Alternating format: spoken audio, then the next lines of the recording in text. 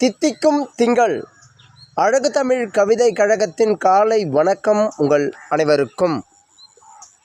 நாடு நலம் பெற உனக்கும் எனக்கும் பங்குண்டு, நம் வீடு நலம் பெற நமக்கே பங்குண்டு என்று தினம் உங்கள் நினைப்பை மாற்றிக்கொள்ளும் முனைப்பை உங்களுக்குள் வளர்த்து கொள்ளும் விதங்களை கற்றுக்கொண்டால் இந்த உலகமும் நலம் பெறும், வீடும் வளம் பெறும், நல் வாழ்க்கையும் ஏற்றமாகும், நாட்டின் உயர்வும் பிற நாட்டுக்கு மதிப்பு தக்க உயர்வை அடையும்.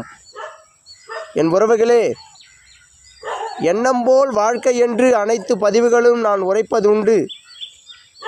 அனைத்தையும் மாற்ற முடியும் என்று நமக்குள் தோன்றினால்தான் எல்லாம் மாறும். அந்த தோன்றுதலை நமக்குள் உருவாக்க எது எது நமக்கு பாடங்களாக மாறும் என்றால், இந்த இயற்கை காட்சிகள், இயற்கை சார்ந்த அனைத்து காட்சிகளும் நம் மனதை பக்குவப்படுத்தும் பெரும் விலையில்லா மருத்துவம். அதைதான் நாம் மறந்து விடுகிறோம் பார்க்க. அதற்கான நேரங்களை நாம் ஒதுக்க வேண்டும். அதற்கான நேரங்களை நாம் நம் உழைப்பில் இருந்து பிரிக்க வேண்டும். அதை நமக்குள் வழக்கமாக படுத்த வேண்டும்.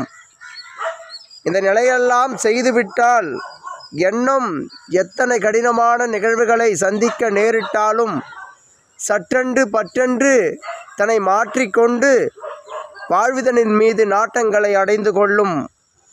அதனால் நம் வாழ்க்கையில் முன்னேற்றம் வரும். இந்த முன்னேற்றத்தால் நாட்டில் வளர்ச்சிகள் கூடும்.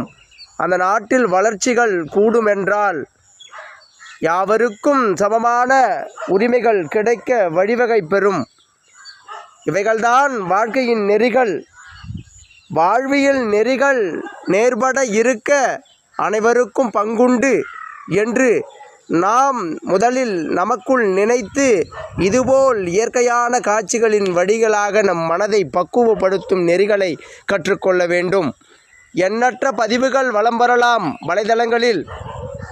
அந்த பதிவின் நோக்கம் பிறரையும் மனதுக்குள் பல அழுத்தத்தில் இருந்தாலும் மாற்றும் என்ற விதத்தில் இருக்க வேண்டும் என்பதற்காக தான் தினம் தினம் அழகு தமிழ் கவிதை கழகம் இயற்கை சார்ந்த காட்சிகளை படம் பிடித்து வலைதளத்தில் உலவ விடுகின்றது. அது யாவரும் மனதிற்குள்ளும் சிறு மாற்றத்தை ஏற்படுத்தும் விதங்களை கற்றுக்கொள்ளும் என்பதற்காக. என் உறவுகளை, வாழ்க்கை மிக